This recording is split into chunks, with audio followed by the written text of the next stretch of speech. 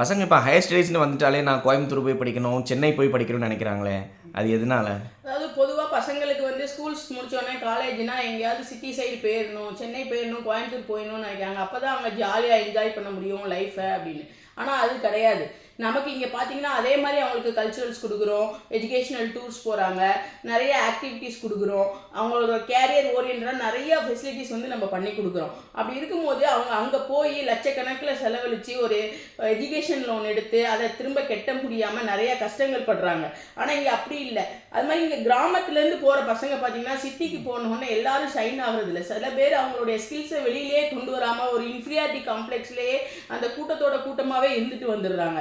ஆனால் நம்மள்கிட்ட பார்த்தீங்கன்னா ஒரு ஸ்டூடெண்ட் இருக்காங்கன்னா அவங்களுக்கு என்ன ஸ்கில்ஸ் இருக்குது அப்படிங்கிறத நம்ம ஐடென்டிஃபை பண்ணி அவங்களுக்கு எல்லா விதமான சப்போர்ட்டும் கொடுத்து அவங்கள வந்து இன்க்ரீஸ் பண்ணுறோம். ஸோ அதுதான் அவங்க கையில் வெண்ணெயை வச்சுக்கிட்டு நெய் கலையிற கதையாக தான் இருக்குது.